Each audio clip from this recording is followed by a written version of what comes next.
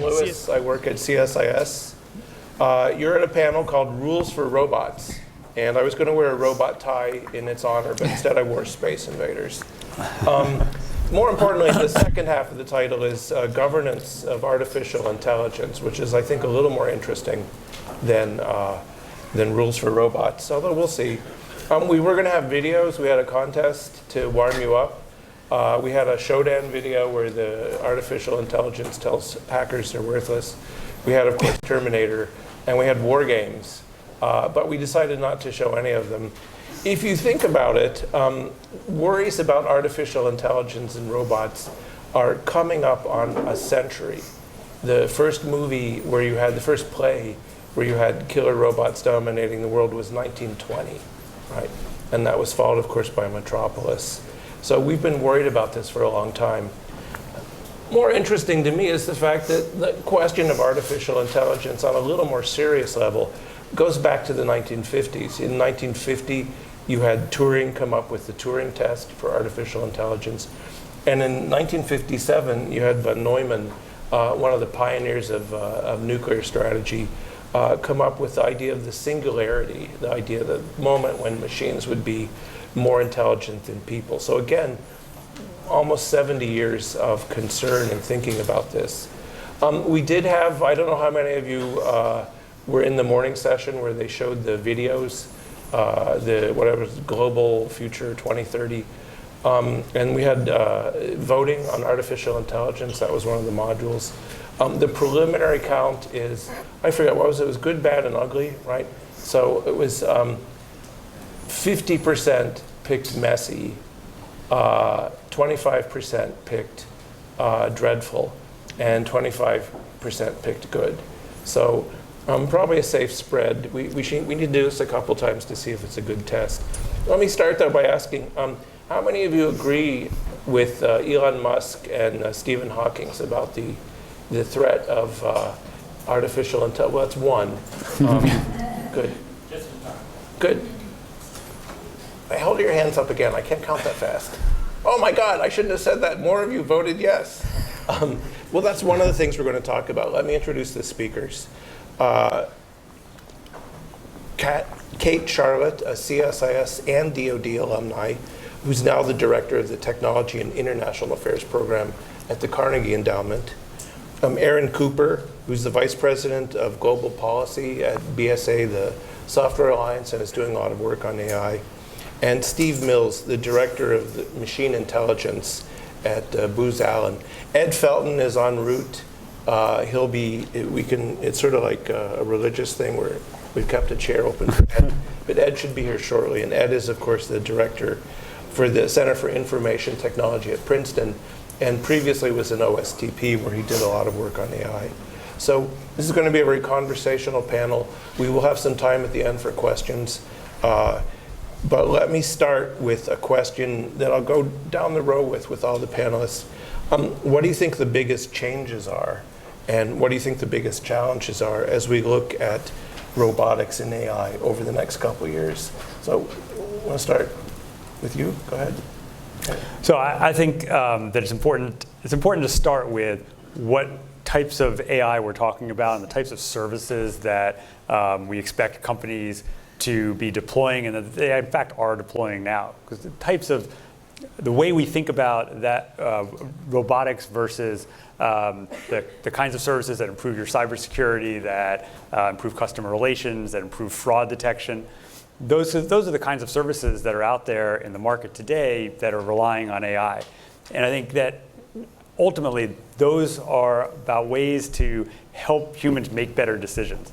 We could be talking about, 5 years ago, we could have been here talking about IoT and talked about whether IoT was going to be scary for the future or whether it was going to be beneficial. And I think we'd all come ultimately to the conclusion that if we allow it to grow and we deploy it responsibly, that it helps humans make better decisions about energy efficiency, the way you, how you figure out what route you want to go on the way to work. But I think that that we're going to continue to see improvements based on AI in the way that we make decisions in our everyday lives, how our businesses interact, and I think that's what we are mostly going to be seeing in the near term. Okay. I think there are some areas where we've clearly seen really significant improvements over the last several years. I mean, the obvious ones that people are talking about all the time: automated vehicles, speech recognition, language translation, and image recognition, and the ways those technologies are going to be applied. I think we in a lot of cases are not even able to imagine yet. I think there are some really interesting trends right now as well at the city level. So looking at smart cities and smart communities, where a lot of these technologies will come together in the broader society and fabric of society. Alphabet's Sidewalk Labs, for example, has recently announced working towards, I think it's 12 acres of the Toronto waterfront, building a community that is deeply embedded with sensors and that can learn and grow from flows of people. Who's sitting on the park benches? Do the park benches need to be moved? Should the street signs, can they be dynamic as opposed to the static ones we have today? And potentially that moving over to an even bigger, I think 800 acres of the Toronto waterfront. And I think as we see the Internet of Things, smart communities building, that's going to be a really interesting area to monitor. And then I think also in biomedical and health, AI, there's huge amounts of data that surround the evolution and can support decision making for health and medicine, but that's going to pose interesting questions. Surrounding how do you account and build in a lot of the data that simply is either unknown what its function is, or that is not very well labeled. So I think, but bio and medical related functions of machine learning is going to catch up over time and have some really significant impacts for health. So, I mean, I agree completely. I think I'll try and take it to a slightly different direction, right, which is thinking more about workers. And I think you'll see a big focus on automating tasks that humans perform today and augmenting their ability, right? Which a lot of the things we've discussed fall in those kind of two high-level bins. And so that really has these broad cascading effects on the workforce. When we talk about automation, we're going to have to think about how do we retrain, redeploy workers. When you talk about augmentation, then you have a whole set of issues around workers need to understand, at least in a basic level, how these systems work, right? How does machine intelligence work, so they can understand, are the decisions that are being made make sense, right? What is the right amount of transparency I need? Issues like that. Similarly, suddenly you're going to have workers be responsible for essentially supervising, what will amount to intelligent machines, which is a really interesting dynamic we just don't have today. To give a tangible example of that, there's an interesting company that does, I love to use this example, travel booking. And initially a human did all the activities, and now when somebody calls, there's actually an AI that's learned, and when somebody calls, it automatically books flight and hotel. And so essentially you've got a human now giving oversight to that AI agent, and they're working collaboratively. And that's a really interesting dynamic we just don't have today, and I think we're going to have to give a lot of thought to how do we do that. And along with that, all the associated governance and policy around these kind of broad issues. So that's kind of, in my mind, the big change and challenge we see ahead of us. I was waving at Ed. He's looking for a microphone. So hopefully he'll work that out. And I'll ask him the same question when he covers the last 20 yards here. But let me ask a question to the group. A lot of times we hear AI talked about as an arms race. There's an AI arms race between China and the US. And you hear the Russians even talking about AI as the key to future power and superiority. Is this just the wrong way to think about it, or should we be worried about an arms race? Where do you come out on this? Let me introduce our final speaker. Oh, well then hold that thought on arms race.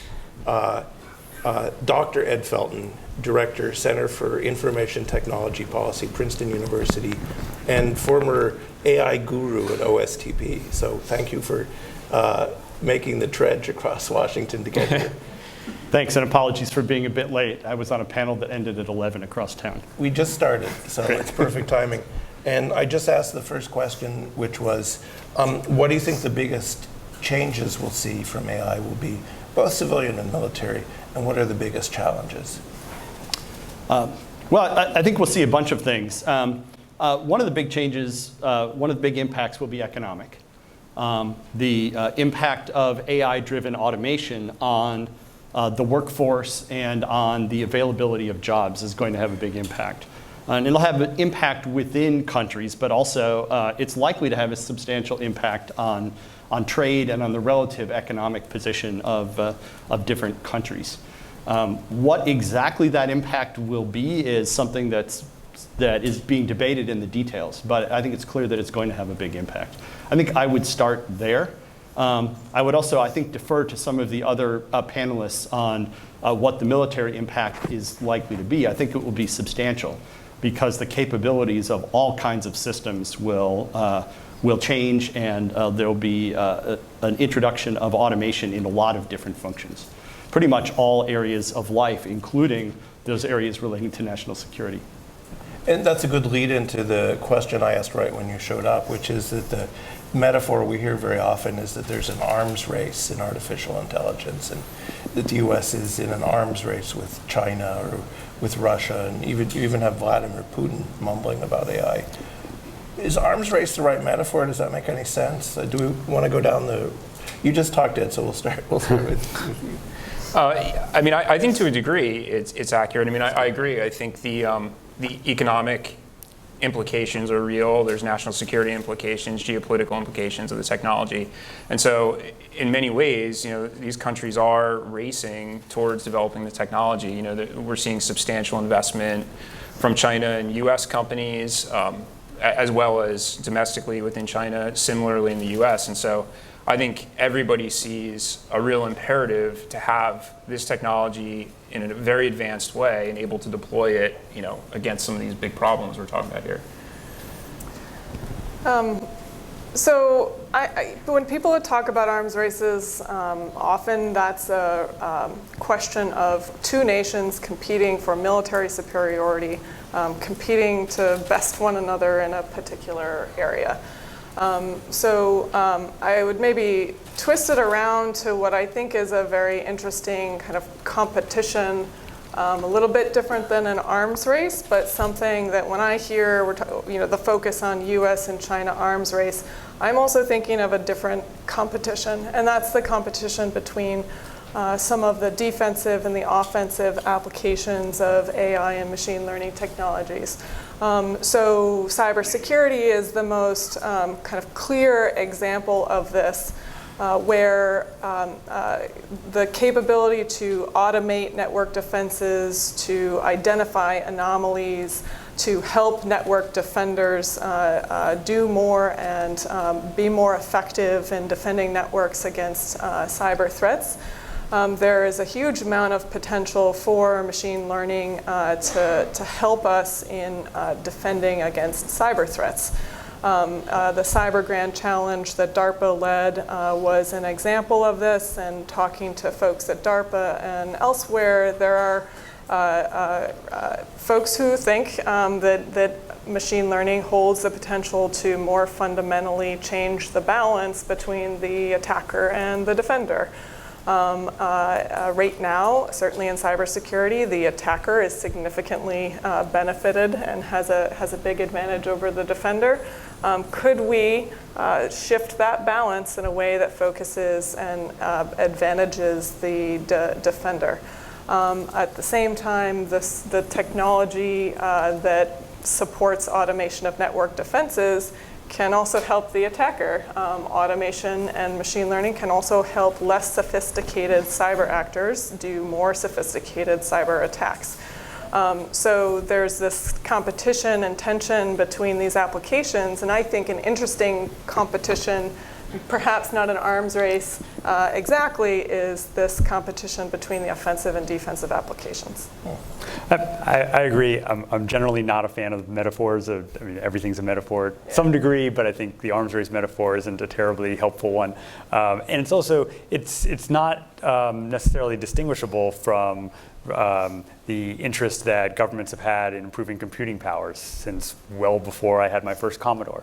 And I think that this is another variation of that. And it's important both in government application and in the private sector. So part of your national security is how strong your economic base is and how well trained your populace is. And I think that we both need to see how we can make sure that our companies and our industry are the ones that are developing, which partly means making sure we have the best and the brightest here in the US working on these issues. It means making sure that we have a workforce that's trained for the jobs of the future, which some of that means computer science, some of that means knowing how to employ the technology in ways that don't require a computer science background, but making sure that our economy and our job base across the country are prepared for what the jobs of the future will look like is extremely important.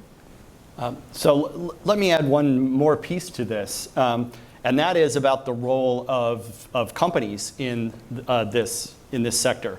A large amount of the basic research and development and a large amount of the expert people in this field are working for or in a relatively small number of big companies, most of them American companies.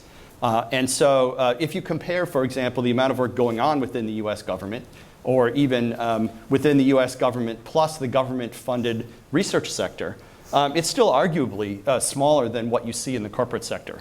And that's a little bit unusual historically, to have a technology that is of such strategic importance where so much of the expertise and work is done in a few companies. Well, one other thing to add to this too, I think that there's a danger when we talk about an arms race too of myopically starting to focus on, say, US and China.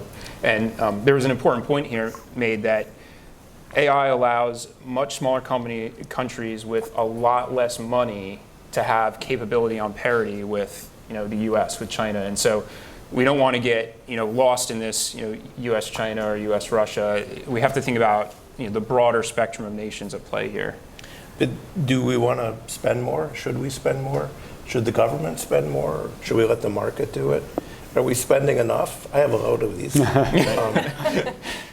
The Chinese spend a lot of money. Let's start with you, Ed. Sure. They're not very efficient at how they spend it, but they spend a heck of a lot more than other places.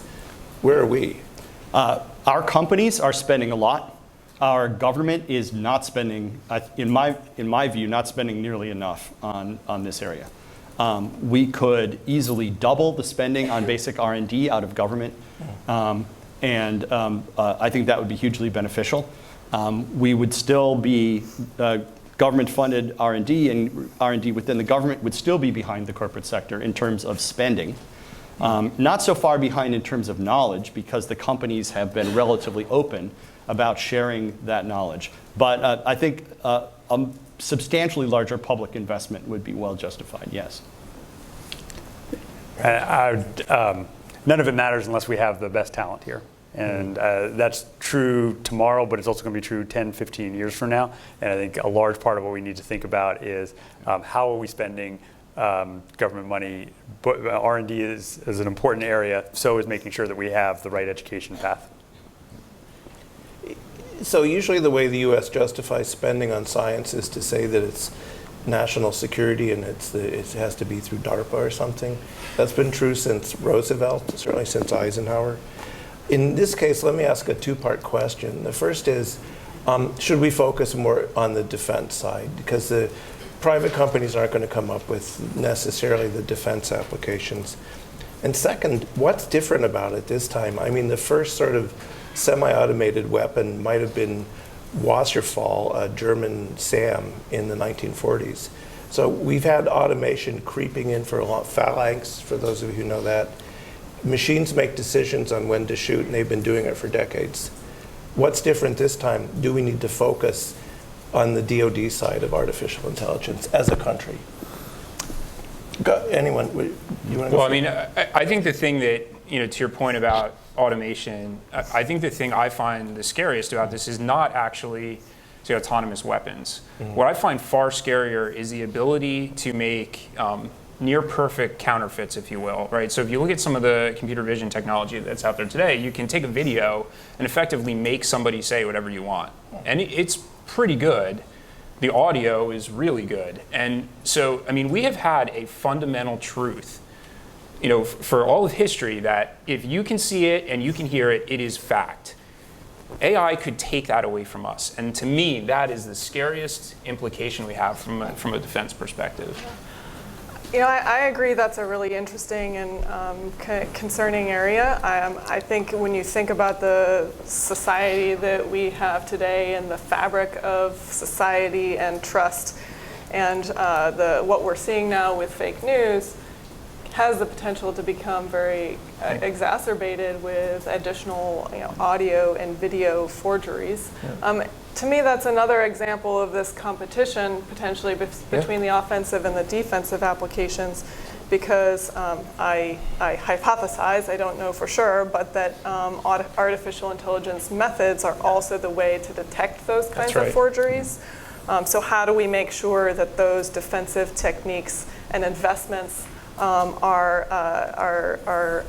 keeping up with the applications that undermine society and trust? I think this issue that you raised also has an interesting context in the defense field, because thinking about coalitions and how we operate as coalitions effectively depends on trust and consensus between members of coalition, and opportunities through audio or video forgeries, even if it's for a short period of time, to kind of disrupt that sense of trust between partners and allies is just one example of an interesting way that the technology can affect the defense world. I don't want to diminish the importance of the concerns. I think they're legitimate, but it's also important to keep our eye on what positive aspects of AI there are, right? We have a tendency sometimes to take the negative story, which are often can be real, but we then think about regulating or changing behavior based on that, which has the unintended effect of not enabling all the positive and health and traffic management that we can see from AI systems. I think we can expect that there will be an acceleration in the rate of automation of almost everything going forward. There's been a real surge of progress in AI and machine learning that started about 2010 in the lab. And historically, it's taken 10 to 20 years for new technologies in computer science to move from proof of concept in the lab to widespread deployment. And this surge in progress that we're seeing now only happened about 7 years ago, which means most of the wave has not hit us yet. We don't know how long this wave of improvement at the R&D level will continue. And so we don't know how big the wave will be, how long it will last, but I think we can be pretty sure that there will be a substantial acceleration over the next decade or so in the pace of automation. And it's that pace as much as anything, which is what drives the excitement or alarm. I want to come back to the military side, but this is an interesting thread to me, because having worked on the commercialization of the internet in the 90s, we were much more blissful. We were aware of the risks, and we just thought, oh, well, let's just go ahead and see what happens, right? And is in some ways the reaction to some of the things we see now, Internet of Things, artificial intelligence, is very different and a little more pessimistic. Do you want to speculate on why that is? Why are we, as a culture, more worried about this technology than we have been about others? For me, as I said, 1920, first movie about killer robots. 1940, first automated weapon. 1957, singularity. But it hasn't reached this point of people talking about this being a threat to humanity or this being so disruptive. What's changed? Can I disagree with the premise? Sure. I don't see. No. I don't think that we are talking about some of the pessimistic or downsides of technology in general. When we're talking about AI, but we could be talking about computing power or augmented reality and things like that. But I think that there is a lot of optimism for how AI can be used, and that's why you see so much investment in it. I think that it's scary when we think about ways that different nation states can interact with each other. It is really exciting when we think about the health applications of it. And I think we sometimes gloss over that, but I don't think that there is more apprehension about AI now than I see in other forms of technology. In a few years, we could be here talking about quantum computing or augmented reality and have the same kind of conversation. And I think it's just a continuum. And there are potential downsides, and there are things that we need to be careful of. But overall, I still think that there's optimism in and excitement for what the possibilities are. There is maybe one thing that's different, and that is the discussion about existential risk, the idea that we're going to create a super intelligent machine that will enslave us or melt us all down in order to make paper clips more efficiently. I think that's fundamentally a red herring, but that is something that obviously gets a lot of attention, and it is somewhat different from some of the downsides of previous technologies that we've talked about. I think once you take that concern, the more extreme versions of that out of the equation, then I agree that we're more or less where we were with other technologies, except there are more people talking about it because more people have technology playing a role in their life today. And to that point, I worry a lot that all the hyperbole and hype in the media, like, I think every story you see in the media has got a picture of a robot with red eyes and a gun, right? I think that is distracting us at the same time, both from a lot of the positive implementations, as well as some of the discussions we do need to have around issues like ethics and bias and justice that are legitimate right now, because I do think we're seeing this rapid acceleration in the labs. But one thing that I do think is a little different is there's pretty quick deployment, particularly among the big tech companies, from lab into production. And so we've seen some very public mistakes that have happened, and I think there's a dialogue we need to have around that to ensure that all these good benefits can be realized and we don't get derailed by people getting scared about things that they don't really need to be scared about. And the only thing I'd add is I think we should be excited and we should worry. I mean, it's the same in any cases with biotechnology. It's a healthy thing. We should be very excited, and of course we should worry about it so that we have the drive to talk and to tackle and to research the implications and come up with good solutions. This is a little comforting because when you read Chinese writings on artificial intelligence, they tend to dismiss the sort of Musk-Hawking scenario in a couple sentences. They say, oh yeah, there's people worried about killer robots. Let's talk about the opportunities. So hopefully we can be in the same space. But one of the topics for the panel was pretty much to your point, Steve. Do we need new rules? What do those new rules look like? And I'll just make a little connection here. There's a similar debate when it comes to cyber warfare, which is we have laws of armed conflict, we have international law, and some people say, some countries say, that's enough. And other countries say, no, we need new rules, new laws, new. So what do we need in terms of rules for this? What do we need to think about, both domestically and internationally? Go ahead. I warned them what the questions were going to be beforehand, so there's no excuse for this. Did I warn you about this one? No, I don't think I did, sorry. You did. I think there are a couple things that we need first, which is, number one, better research analysis, deeper research analysis into safety, security, bias, privacy, labor and work implications. I think that there is a lot of conversation in the broader technology media, but when you go searching for more in-depth research analysis, there's still more of a need for that. It's out there, but we really need more. I think we also need cultures to build cultures of responsibility, right? It sort of underlies rules or norms of restraint in cyberspace, maybe norms of restraint when we're talking about lethal autonomous weapon systems, but it's even broader than that in terms of how governments use capabilities or militaries use capabilities.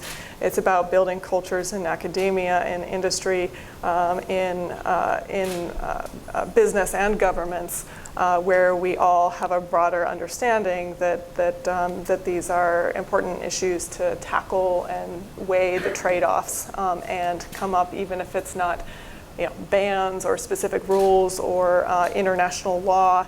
It's cultures of appropriate behavior.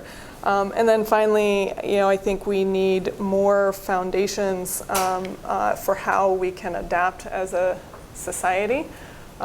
So I think if you read books that are out there on the second machine age, other books with really smart people thinking about these issues, even they are surprised by the pace of technology. And so rules or governance, wherever we head, we do need to make sure that they're very flexible and adaptable to the changing and very, very fast pace of technology, which we can't even predict how it will evolve right now. Let me ask Ed and Aaron specific questions, sort of riffing off this. When you were at the White House, when you were at OSTP, how much did these concerns about ethics and rules shape what you did? They were, I think, a substantial part of what we did. In talking about specifically the autonomous weapons issue, my view on that was and is that the laws of armed conflict tell us everything we need to know in principle. Mm-hmm. The question is, in a world with very complex, very adaptive weapons systems and military systems, how do we put that into practice? There's some level of middleware, which is sort of the translation of those very abstract and powerful principles into specific procedures we can follow, so that we can have confidence that that what we do is going to be justified. And I think the same is true in a lot of the civilian space as well. There's kind of a layer of middleware, if you will, that is missing, sort of institutional and technical middleware that helps us understand how these technical systems can interface with human institutions in such a way that we will have effective control and understanding of what they're doing. And that job gets harder and harder as the technology accelerates. To follow up on that a little bit before going to Aaron, how would you develop that middleware? What would the process look like? Is it just... I mean, I think it's two things. First of all, we don't really have a fundamental theory of how to govern these systems in the same way that we have a well-developed theory about how to govern human institutions. It doesn't always work, but at least we understand what we're trying to do, right? And then number two, we need to wrestle with specific issues.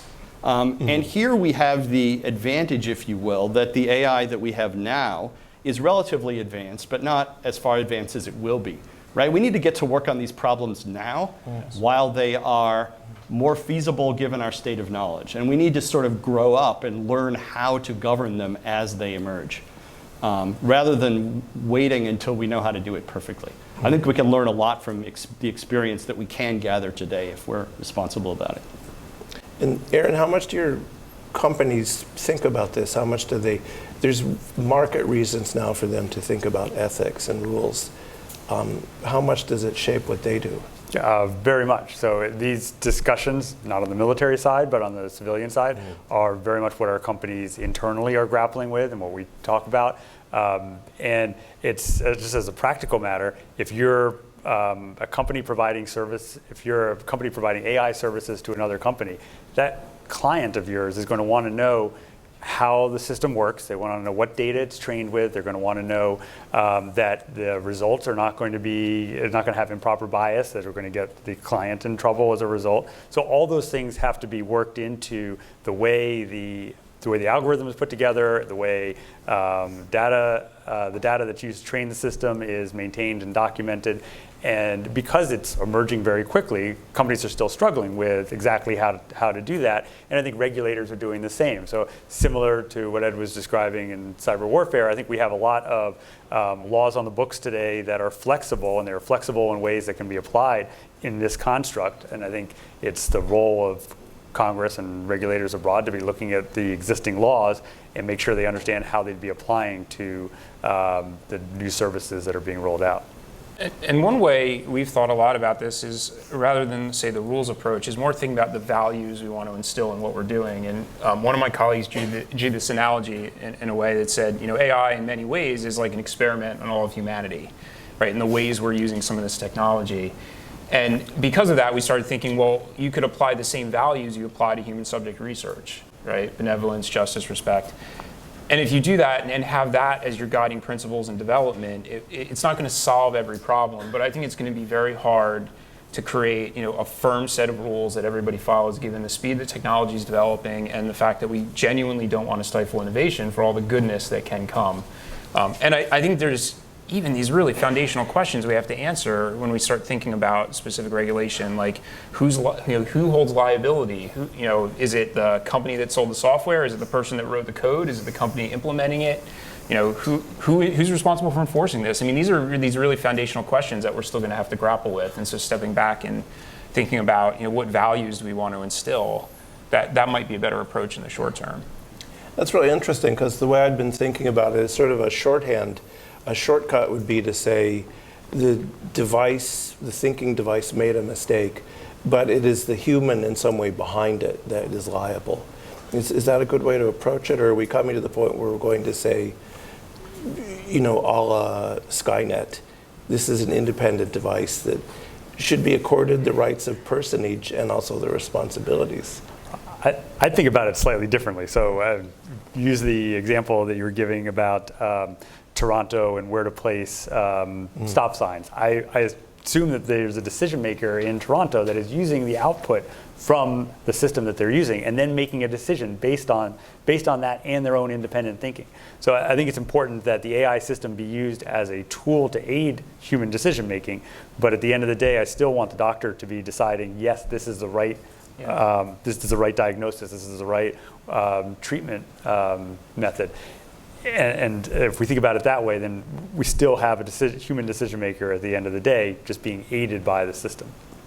So I think we're very far from the point where we'd be justified in saying that a machine is a legal person who will hold responsible directly, right? We're still going to have a person or organization who is responsible for what happens. The challenge is, how do we make sure that that person or organization actually is able to control and influence and predict what might go wrong? Otherwise, the person ends up as what one scholar has very colorfully called a moral crumple zone. A crumple zone is a part of the car that exists only to absorb the impact when something goes wrong, and that's the only purpose it serves.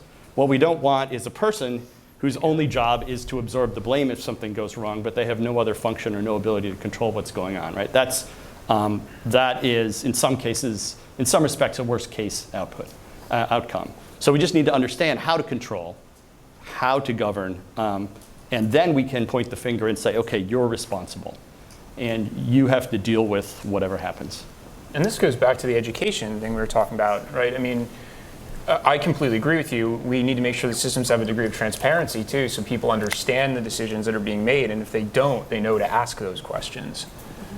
I thought absorbing the blame was a role of being a career government employee, but that's probably a little cynical.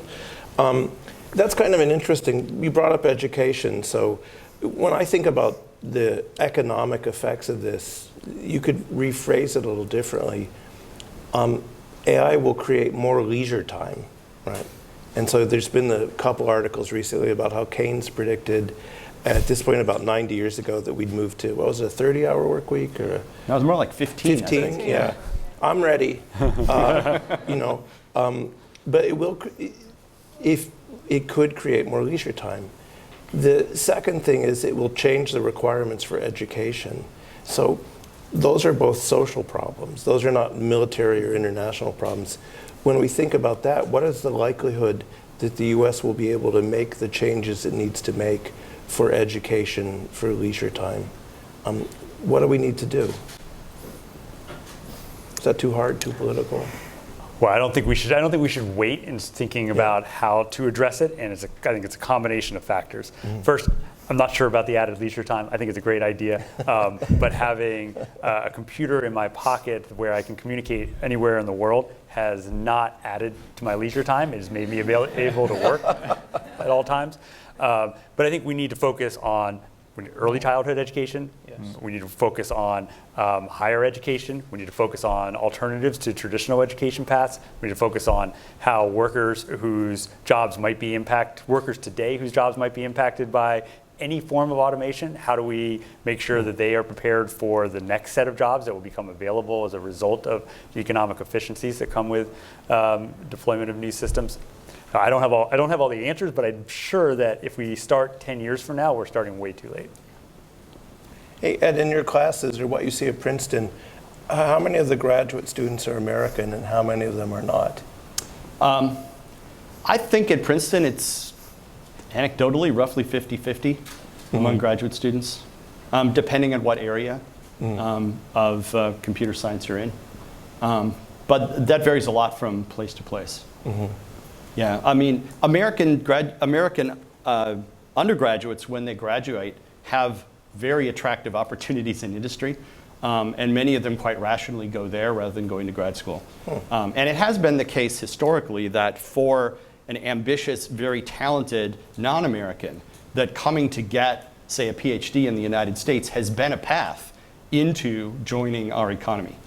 And so it's been very attractive for a lot of people around the world. And so that aspect has been a big plus for us as a nation, right? This has been one of the best ways of getting a positive brain drain toward the United States. Just to focus on a piece of what we talked about with re-education and putting in place the foundations for folks whose jobs are lost to automation are able to either adapt and find new jobs or from the beginning train folks for the kinds of jobs that will be available.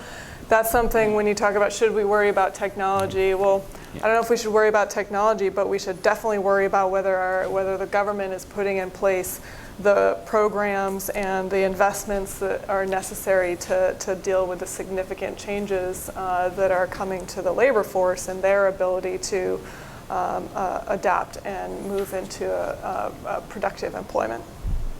Maybe the way to follow up on that is to ask, do we need a national strategy for AI? I love national strategies. I used to write them all the time. No one ever paid attention, though, but maybe this will be different. National strategy? I think there's so many different aspects of what that would mean that I think it's probably more useful to look at what do we need to do to train the workforce for tomorrow. And I think that is separate from a lot of the other AI issues. I think they're all important for the government to be looking at. And you see governments around the world developing AI strategies. But I think that we should be careful that AI is a service. We want people to adopt, for people who want to adopt the cloud, we don't need to have a national cloud strategy. We need to make sure that the laws enable it, right? And I think it's the same thing with AI. So your priority would be workforce. I think that as a distinct work linked it back plan. to education. Yeah. So whether or not we need a document called a national strategy, we need a national strategy.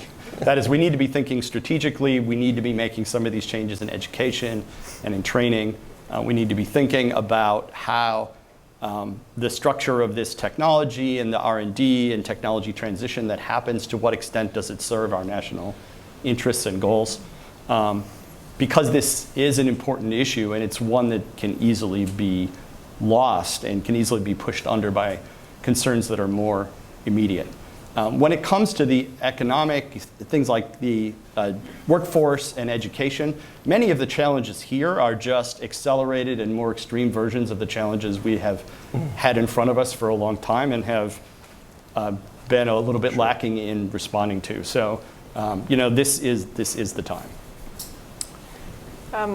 So I agree with Ed and also broadly that we need a strategic approach. But the strategic approach is not just going to be a national strategic approach, although that's a big component. But there's also going to have to be a layer looking at the international implications, sort of the geopolitics of AI or international political economy of AI, to what Ed said kind of early in his conversation. There's some interesting work that Steve Weber, professor at Berkeley, published in Business and Politics, looking at kind of the big ideas about how the international system has managed cross-border flows. So in 1942 to 82, you saw countries bringing the entire supply chain, all the manufacturing within their borders, and that was the idea that drove growth. From 1982 to 2002, it's much more the globalized supply chain, connect technology with cheap labor, distribute the supply chain, and then bring it back together with good logistics. But so what does, in today's world where data is a key component of these cross-border flows, what does that mean for a broader kind of international political economy? You've got people around the world who are producers of data. They are also consumers of data products, but there's a smaller number of countries who are going to be developing the really high value add data-driven products themselves. So how does this kind of play out with other countries and any anxieties and fears and insecurities that they may have or may not have?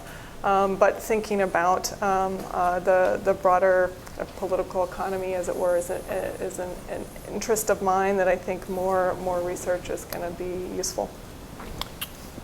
Well, I was going to say, I suppose I'm the plant here, because I just co-authored an article with the CSIS fellow on the need for a national AI strategy. A fluke. Yeah.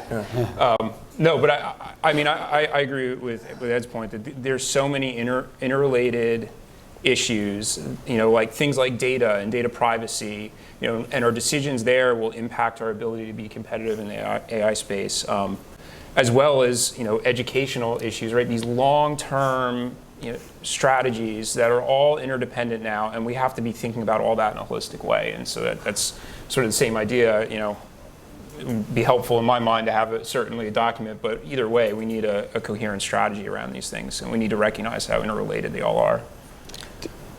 So we've done the international trade part. I think is a really important component of it, because for AI systems to work, you do need to be able to bring so much data together.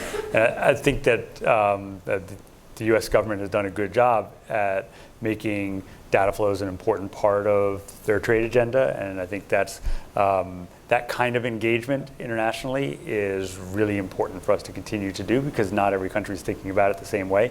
And I think it's important as our way of making sure that we maintain, one of the aspects that's important in making sure that we maintain our lead in AI.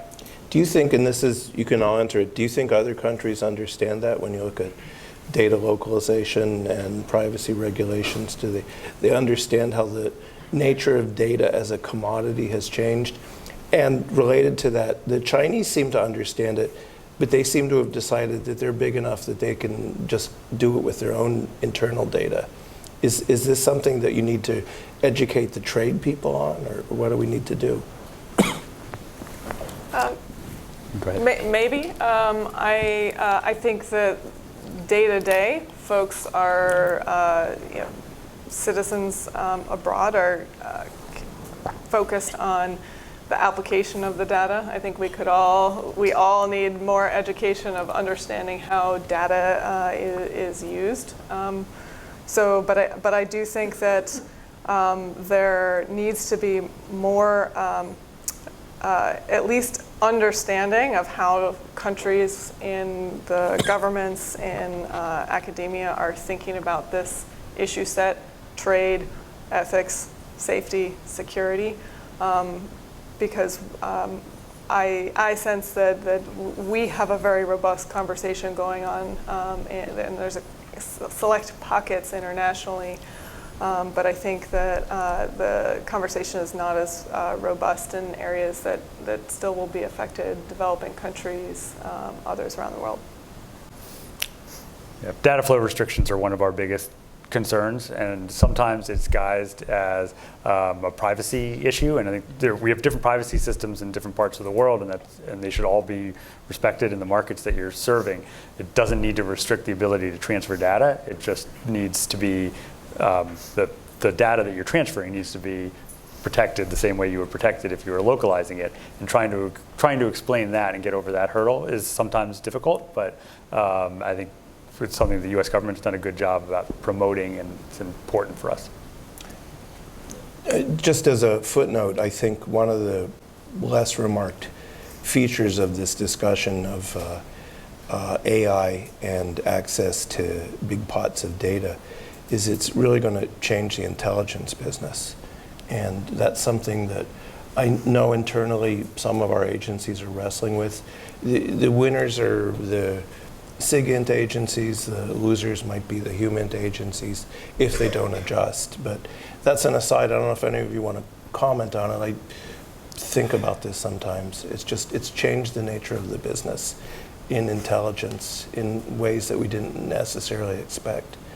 And maybe we could talk about ways it's going to change other businesses. So, good. Or we could not. Yeah. All right, so the other way I think about this is that, the menace of AI, and to Aaron's point about having a computer in his pocket, in some ways this device will let you connect to immense computing and data resources. And so basically, is AI going to bring us to a world where everyone has essentially an Einstein in their pocket? Well, maybe Einstein as a service. What I mean by that is that all of these systems, at least today, rely on access to large amounts of data. Mm-hmm. And that data is typically an asset held by somebody, and that somebody is not you or I. A lot of these capabilities will be available to us as part of commercial services. So they'll emerge from a marketplace in which the data is very valuable. And so we won't have a personal Einstein. What we'll have is what can be provided to us efficiently, or what the market, in its infinite wisdom, decides to give us, which is not necessarily exactly what we would choose to have. I tend to look at Siri and Alexa, things like that, as the interface that will give you access to these resources that we don't have now. And so that might be one way to think about this, is that the market will move people towards this, at least initially, voice exchange of data. You'll have a question, and these will get better.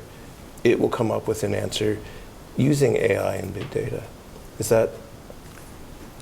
I guess the way I think of this is that if you look at a product like Alexa, what is transformative about it is the fact that it can recognize your voice and answer with voice. Mm-hmm. Once you take that away, what you're left with is something which is, not super impressive if you were to have a text interface to it on the web, right? There's a big convenience advantage, but in terms of what things you can cause to happen in the world, it's not really much greater than what you could do by pushing buttons before. Mm-hmm. If anything, it's less. I was going to go to the same place. What we all want is Einstein in our pocket. What we're going to end up with is a series of very narrow services that can do very specific things. And it's just that Siri is tying a lot of that together. But if you're like me and you've used it, it can be like a situation where you want to throw your phone across the room because it's still lacking, right? We're not there yet. And I think it's going to be a long time before we get to that sort of idealized Einstein in our pocket. But if a lot of the growth in economies, both national and global, is now driven by IP creation, right? We're in a knowledge economy. Intangible assets are the most important. How does AI change that? How does the ability to have machines being more productive at creating intellectual property or IP, how is that going to change things? Well, it certainly allows individuals, I mean, it's maybe not even Einstein in your pocket for all applications as much as it is just an assistant in your pocket that will free up your time rather than doing your own scheduling and trying to match schedules. You can outsource that and allow more of your time to be spent on knowledge, knowledge work. At each step, you have to decide when do I, as the individual, need to make the decisions myself versus when is it okay if it tries to match schedules, and if it doesn't quite work out, that's okay. I'm not too torn about it. But the more important the decision is, the more important it is that I, as the customer, and this is definitely going to be true in an enterprise context, that the customer knows how the system worked, why it reached suggestion the way it did, how it decided to find certain needles in the haystack and how they connected, and then I can make the decision based on that. I think the other thing is we tend to get sort of mired in this discussion of AI, and really in the future, like, we're not going to buy AI, right? We're focusing on it a lot now because it's a very hot technology, but I think you move forward 10 years, it's just going to be expected that companies are using this technology. And what they're really going to be doing is just solving a problem that we all have. And that's what we're buying a solution to. And so I think there'll be much less focus on AI as an industry, if you will, and it just becomes the thing everybody does and has to do well if they want to compete. So you may see a lot more small companies that are very good at solving a very niche problem, and they use this technology, and it allows us to operate with a lot smaller companies solving a very small problem. My assumption has been that it's already operating in the background, certainly for some functions like the travel function. How widespread is it? How much do people not realize that when they pick up the phone, it's a machine doing something? My favorite is the hotel, where when you walk in, it identifies you immediately and knows your preferences and everything else. But how pervasive is AI now? And where do you think it will expand? We got to decide where we're distinguishing between data analytics that have been done for a long time versus what we're going to consider to be AI. And in a lot of ways, it's a continuum, and it's going to be used. Our services are going to increasingly update and improve based on data it receives. That's not always been the case, and that leads to some of the frustration that we have with analytics today. But increasingly, they're going to improve over time as they collect more data. So you'll see greater personalization. You'll see more use of prediction to predict what you'll want, predict what might go wrong, and so on. But it can be hard to draw the line between what's AI and what's not. Strangely, there is not an agreed upon definition of what artificial intelligence means, even among people in the field. You look at page 1 of almost any textbook, it will say that. There's no single consensus definition of artificial intelligence. So often in the public discourse, it just stands in for any advanced technology. And therefore, of course, we'll see more of it going forward. One of my first points is we could probably say the same thing about IoT, and 5 years ago, it would have been the buzzword, and 5 years before that, it would have been cloud. And it's a continuum of services, and when the services are continuing to improve, and now I think at a very high rate, but they are still tools to make us make better decisions. Yeah. So it's a specific set of technical tools that are useful in building products, right? And that's at the end of the day, that's what we have. AI is not a single thing, right? It's a constellation of different tools and methods that get applied, and they let you do prediction and personalization and so on more effectively. Build systems that are able to be adaptive in much more complex environments while making fewer mistakes, not none. So one of the points that came up earlier was that how AI could perhaps aid the introduction of false information. And so one of my new sports is called Game the Algorithm. And how much is that going to be part of the competition? Certainly military competition. You'll now have people thinking, how do I game the other guy's weapons algorithm? If you look at sort of fundamental basic research in AI, that's one of the really hot topics right now, is whether people can generate adversarial examples or whether that cause the algorithm to make egregious mistakes. The answer is typically yes. Whether you can lead the algorithm to a bad model by tweaking the training data a little bit, the answer is usually yes. and then questions of how you can make the systems more resilient against this. One thing we know about AI systems is that to the extent they're intelligent, they're kind of alien intelligences.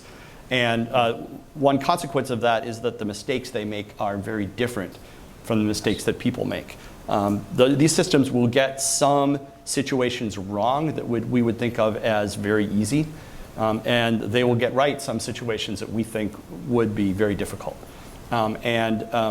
As of today, we don't have a good intuition for predicting what types of mistakes they'll make. I think we're a long way from having a handle on that. And what that means obviously in a truly adversarial situation is that you're going to have, you're likely to have surprises. I think there's a lot of promise in this adversarial approaches to focus, kind of focus on some of the positive in proactively finding ways to prevent bias in our models, to finding some mistakes before they happen. Certainly not a panacea, but there's some really exciting areas of research as well. So there's kind of both the scary implications, but really good implications too. Yeah, I think that's one of the important trends here that in the field is that it's not just, well, we threw some data at a model and we get what we get. Yeah. Now it's how can we design the algorithm so that it has safeguards built in, so that it prevents certain kinds of problems more proactively. And that gives us as people and as organizations some ability to design these systems with more control and more predictability. So one of the implications of that, though, is that when we've talked about cyber war, sorry to bring it up again, we've tended to just sort of paint over kinetic effect into the cyber realm. And in fact, we might be seeing a new kind of conflict where the goals will be to confuse your opponent's algorithms, to affect their data, to really not have the tangible effects we've thought about, to look at this. When you get into operational aspects of this, it's not going to be how do I recreate a World War II bombing raid on a power plant. It's how do I confuse the algorithm. Yeah. No, and making sure the data that is feeding that algorithm in the training phase is thinking about how you I don't know if secure is the right word, but make sure that it's not being tampered with. I think that there's also this interesting dynamic of the question of why an algorithm is making a particular decision. In many cases, of course, we just don't know. And in some sectors, that's okay because we don't need to. But in others, like in the medical field, where the support to the medical profession is making advice to a doctor that the doctor then has to make a decision on and explain to a patient why, becomes very, very important.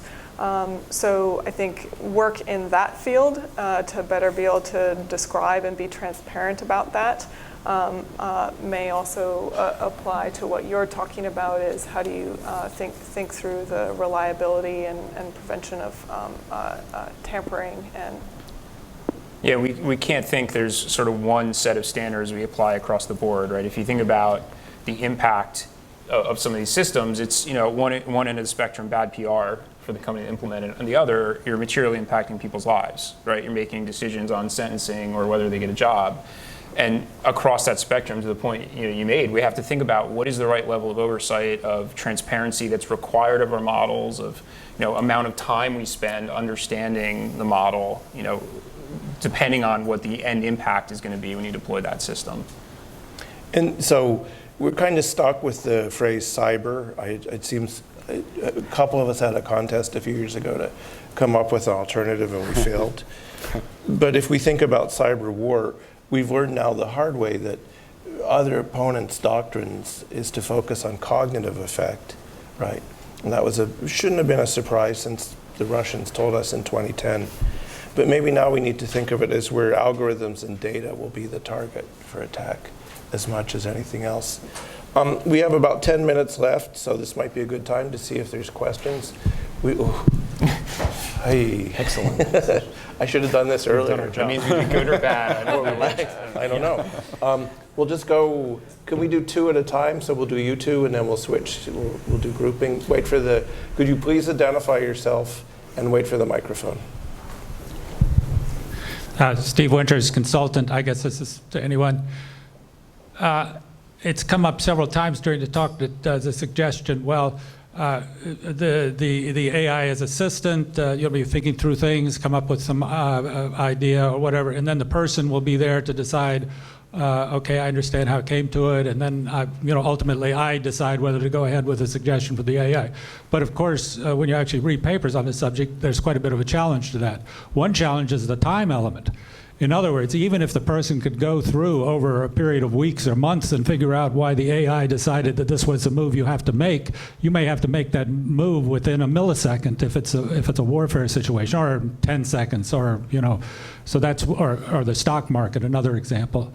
So there's a time element that sort of says that isn't the case, and then there's the case that potentially a human never be able to do it. Now this is an example when they have AI for mathematical proofs. So it's quite easily to conceive, even now you have mathematical proofs that no person can conceivably go through in his lifetime. So you're trusting that the machine did it right and this and that and this and that, but there's all sorts of assumptions about the machine doing it right. So I sort of, is there any response to that? I sort of question the idea that people are really going to be able to say, have a supervisory capacity over the machine. They're going to become dependent on the machine and just have to follow it. So I think it's, sorry, you were going to do. No, go ahead. I think it's very situational. It depends on what the system is being used for. And if you're the business that is using an AI system for where to put stop signs, that might be different than how to diagnose a patient.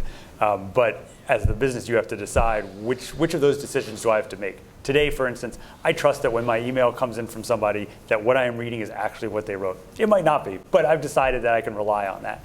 And I think that in deploying and using AI systems, customers that are using it on a wide scale for high impact issues that aren't warfare, so don't need to be decisions within a second or 10 seconds, they want to know how the system has reached its conclusion because they're on the hook for it.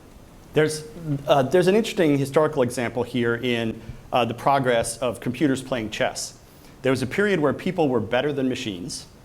Then there was a period where machines were better than people, but a person advised by a machine played the best.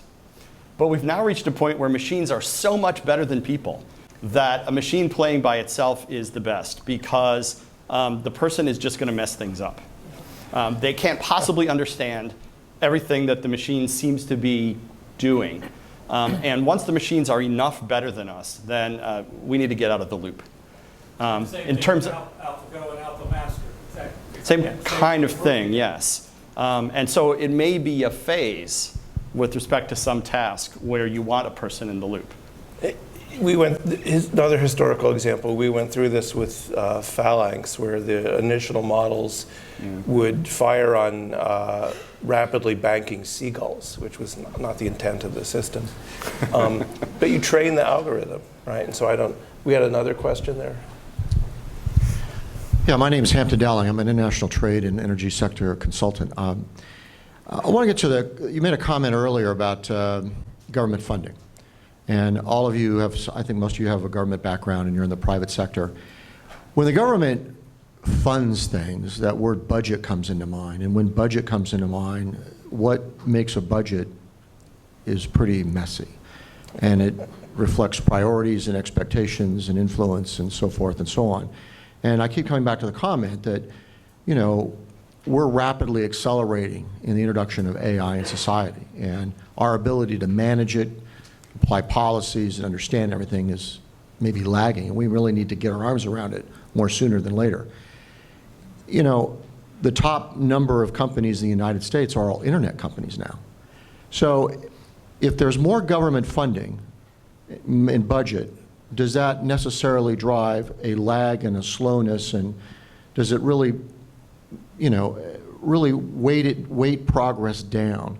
But if you give too much of it to the private sector, is too much control held by too few companies. So you all represent the private sector now. If you had a chance to advise the government of what role to play, aside from regulatory and policy issues, as a private sector person, what would that advice be? I guess maybe I'll go first. If you're looking at research and development specifically, which was the context where I made that comment before, you could look at what is the balance between the amount of basic R&D funding that companies put in versus the amount that the federal government puts into funded external research. And what you see is that the corporate contribution is much, much larger. If we could spend an additional $1 billion or $2 a year on external federally funded research in machine learning and AI, that would make a huge difference in terms of the number of people outside of companies working in this area. It would still be the case that corporate research would be much larger. But the external funded sector plays important roles in a couple of ways. One is that it works on problems where there is not profit necessarily available. And number two is it's the training ground for many of the people who will go on to work in the companies and elsewhere. A lot of that money is paying for junior researchers who will be the senior leaders of the future. So we could double or triple the number of people in that talent pipeline in the United States. I think that would be a huge win. And it would only cost $1 billion or $2 a year. We've got a couple, how about the one closest here, and then we'll go back down. Keep your questions short, please. We're running out of time. We stand between you and lunch. My name is Sabrina. I'm an intern at the Canada Institute at the Wilson Center. And my question kind of stems off the previous one. It seems as though governments are tasked with a lot in terms of kind of the future of work and the technological implications of that. So what kind of role could you foresee possibly public sector actors and private sector actors working in collaboration to kind of face these issues and maybe sort of focused in the future of work space? But it's one of the things that the administration has been working on through the Office of American Innovation, is having some collaboration with the private sector about how to do workforce training and skills training in this area. And I think that there is both there's a role for the federal government, there's a role for industry, there's a role for state and local governments. There are also various consortia and research efforts that are starting up. In the area of workforce, there's Rework America, which is a big sort of national coalition of different private sector entities, for-profit and nonprofit. There's a group called the Partnership for AI, which is mostly started by industry, but also has some nonprofits in it that's working on a lot of these issues. There are various academic centers, including, I have to plug my own at Princeton, working on these issues as well. So there's a lot of things going on. We had a couple in the back, so if you could raise your hands, identify yourself, keep it short. You've mentioned a lot about state actors. How about non-state actors, especially organized crime? Thank you. Well, I mean, frankly, it's the same set of capabilities, right? Maybe it's being developed in a very intentional way by state actors, but I think non-state actors will get equal access to this technology. I mean, I think that's the same trend we saw in the cyber realm, right? Where some of the same tools that state actors use, non-state actors have access to. Okay. And it can be used on the other side too, Yes. right? There's a story in The Economist last week or coming out this week about using AI software in order to detect fraud, but also how organized crime is transferring money. Yep. That's definitely a train the algorithm story. That one, and then the one in the front will be the last. Ultra short question. How do you do the dichotomy between Kurzweil and DARPA that say we're at the threshold of a renaissance and people need to get out of the way so it can happen, and people like Jared Diamond and Elon Musk and Rousseau that talked about the social contract of what do you do with the industrial collapse that's going to throw millions of people out of work?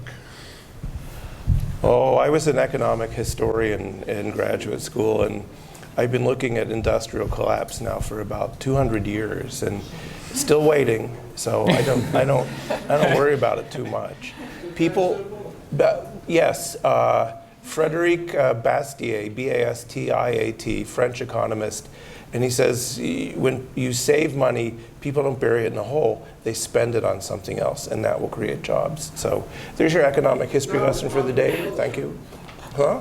Well, no, I know, but we've said this every time about every new technology, going back to the steam engine, and every time it's been wrong. So I'm willing to take that bet one more time. There are things that are different. I don't know if the panel has opposing views, but I'm very optimistic about all this. But, I mean, what we've always seen in the past is a lot of change, but still a lot of jobs and increased productivity afterward, right? And I think that's what we're going to see this time too.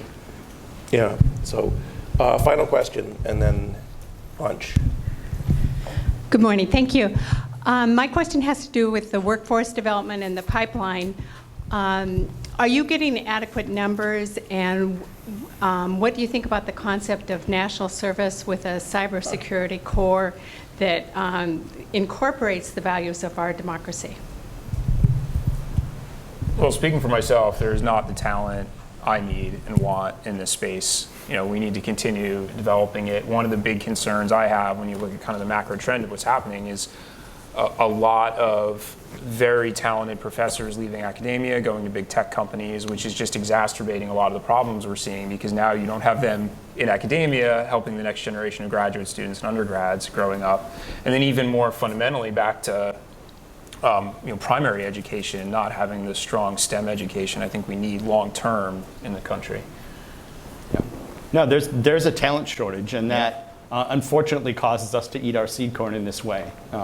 At times, that there's universities are unable to compete on a salary basis with what industry often typically offers. Think tanks too.